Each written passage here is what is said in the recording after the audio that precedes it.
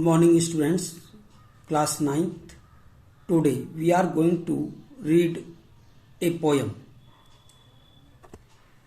The name of poem is A Legend of the Northland.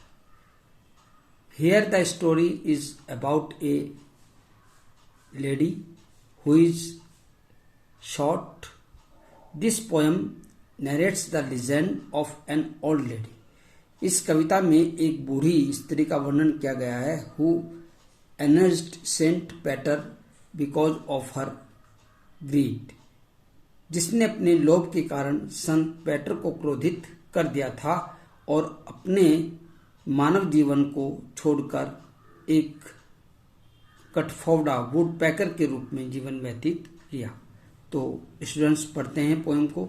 Away away in the Northland, यानी कि इस पृथ्वी के सुदूर उत्तर में अगर चले जाएं चलते हुए, तो where the hours of the day are few, जहां पर दिन का समय काफी छोटा होता है, and the nights are so long in winter, और सर्दियों में रातें बहुत लंबी होती हैं, that they can not sleep them through, और इस तरह से इन लंबी रातों को वो सोकर व्यतीत नहीं कर पाते।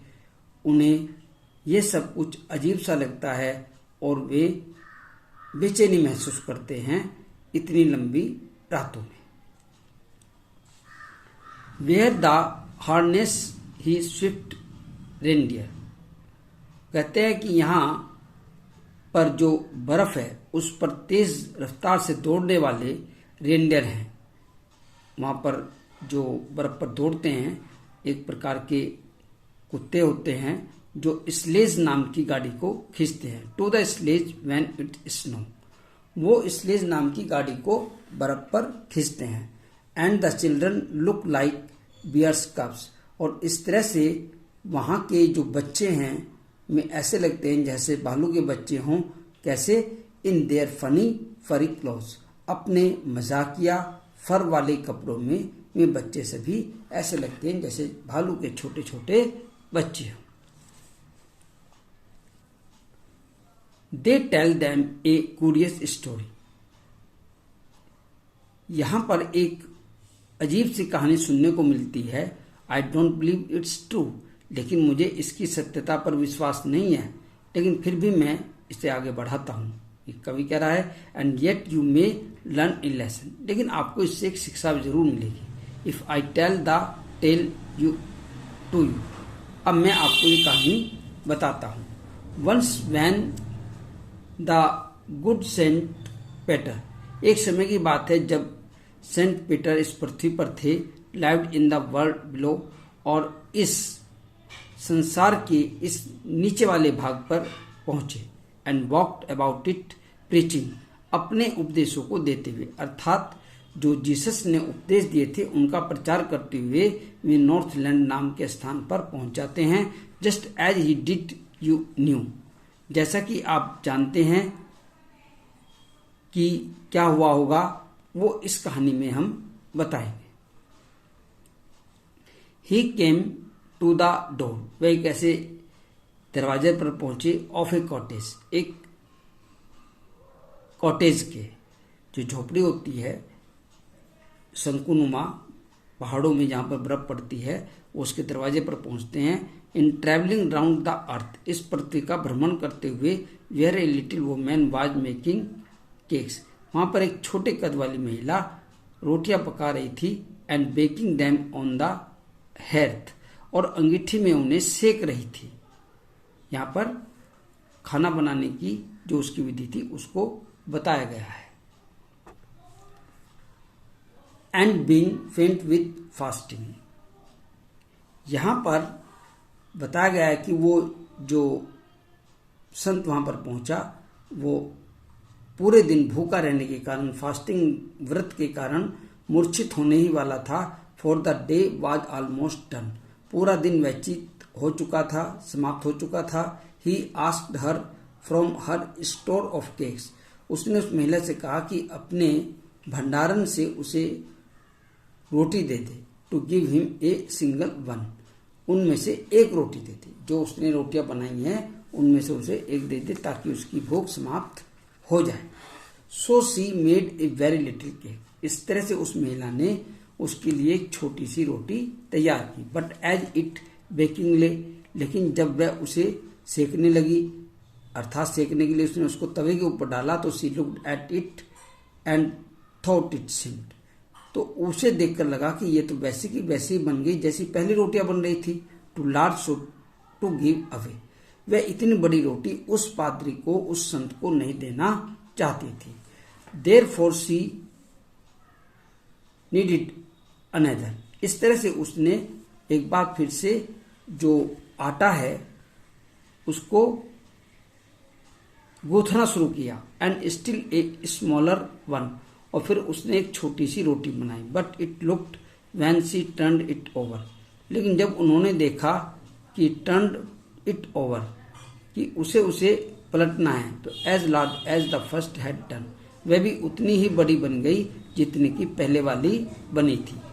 Then she took a tiny scrap of tough, इस तरह से उसने उस आटे में से छोटी छोटी लोई तैयार करनी शुरू की, जिसे हम कुछ स्थानों पर पेड़ा बोलते हैं, कुछ लोई बोलते हैं, यानी कि रोटी का पकने से पहले वो भाग जो गेंद की तरह होता है, वो लोई तैयार की। एंड रोल्ड इट फ्लैट, और उसे और अधिक चपटा करने का प्रयास किया। And baked it thin as a wafer, और फिर उसे सेकने के लिए तैयार किया जैसे कि वो कोई मालपुआ बना रही हो। But she could not part with that, लेकिन वह उसका एक हिस्सा भी नहीं बन सका, अर्थात वह उसे भी, उस रोटी को भी उस संत को नहीं दे पाई। फोर सी सेड, फोर का यहाँ पर जहां भी वर्णन हो रहा है स्टूडेंट्स, इसका मतलब के लिए नहीं है बल्कि क्योंकि है। जो कंपाउंड के सेंटेंस बनते हैं उसमें फोर को हम क्योंकि के रूप में लेते हैं, और जो कॉम्प्लेक्स के बनते हैं वहां पर बिकॉज को क्योंकि के रूप में लेते हैं। फोर सी सेड, क्योंकि उसने कहा my cakes that seem too small, मेरे जो केक्स है, रोटियां हैं, वो छोटी हैं। When I eat of them myself, और जब मैं उन्हें खाती हूँ तो are yet too large to give away, वे और अधिक बड़ी हो जाती हैं मेरी अक्षमता से। So she put them on the shelf, इसलिए उसने उन रोटियों को ऊपर अलमारी में रख दिया है। Then good Saint Peter grew angry, और इस तरह से वो अच्छे संत पैटर नाम से जो थे वो क्रोधित हुए। For he was hungry and फेंट, वे बहुत भूखे थे, क्योंकि वे बहुत भूखे थे और मूर्छित होने वाले थे। And surely such a woman, और उन्होंने कहा ऐसी महिला के लिए was enough to provoke a saint, कि जो इस तरह की महिला है वे मेरे क्रोध को और अधिक बढ़ा रही है अपनी इन सब प्रतिक्रियाओं से, जिसमें वे छोटी छोटी रोटियां बनाना चाहती है। Next page. And he said, और उसने कहा you are far too selfish, तुम अत्यधिक स्वार्थी हो गई हो। यहाँ पर टू का मतलब अत्यधिक।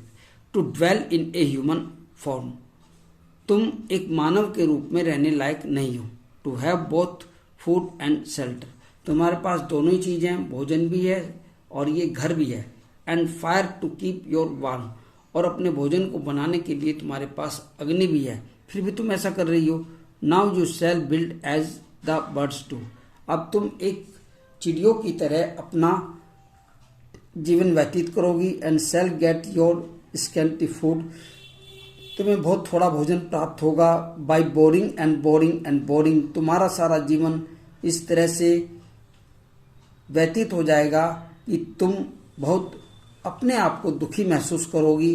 All day in the hard dry would, और पूरा दिन इस तरह से व्यतीत होगा जिस तरह से वह पक्षी एक सूखी लकड़ी को काटते हुए व्यतीत करता है। अर्थात कसफौड़ा नाम का जो पक्षी है, वुड पैकर जो है, वो लकड़ी को काटता है और उसमें अपना घर बनाता है। इस तरह से संत ने उसे श्राप दिया कि तुम्हारा जीवन एक वुड पैकर की तरह व्यतीत होगा। Then up she went through the chimney, और इस तरह से वह उस चिमनी के माध्यम से चली गई। नेवर स्पीकिंग ए वर्ड, और उसने एक भी वर्ड नहीं बोला। And out of the top flew a woodpecker, और इस तरह से वह उस वुड पैकर यानी कि खटफोड़ा नाम का जो पक्षी है वहां से उड़ा। कहने का अभिप्राय है वह महिला श्राप के कारण, उस संत के श्राप के कारण चिमनी पर जा बैठती है पक्षी के रूप में और एक शब्द भी नहीं बोल पाती और फिर वहां से चिमनी से वह उड़ती है। For she was changed to a bird, क्योंकि वह अब एक पक्षी के रूप में परिवर्तित हो चुकी है। She had a scarlet cap on her head. अब जो उसकी प्रवृत्ति बताई गई किस तरह का वो पक्षी था, तो बताया कि उसके सिर पर एक गहरे लाल रंग की एक टोपी थी and that was left the same, और जो शेष भाग था शरीर का वो वैसा का वैसा ही रहा। But all the rest of her clothes were burn, क्योंकि उसके शेष कपड़े ऐसे लग रहे थे जैसे जल गए हों, उसके पंख वगैरह। Black as a coal in the flame, और उसके कपड़े ऐसे लग रहे थे, पंख ऐसे लग रहे थे जैसे कि किसी ज्वाला में, कोयले में वे जल गए हों और काले हो गए हों। And every country school boy, आज जब भी कोई गांव, कंट्री माने यहाँ पर गांव का जिक्र किया गया है, गांव के स्कूल का कोई भी लड़का उस पक्षी को देखता है, वुड पैकर को देखता है, तो where she lives in the trees till this very day, तो देखता है कि वह पूरा दिन अपना एक पेड़ के ऊपर ही रहकर व्यतीत कर देता है। Boring and boring for food, और इस तरह से भोजन की तलाश में वह पेड़ों में छेद करता रहता है और अपना जीवन एक नीरस प्राणी की तरह व्यतीत करता है। तो यहाँ पर स्टूडेंट्स ये आपकी पोएम पूरी हो जाती है। इसके बाद हम इसकी क्वेश्चन आंसर और पैसेज भेजेंगे, वो आप करेंगे। Thank you very much, have a nice day.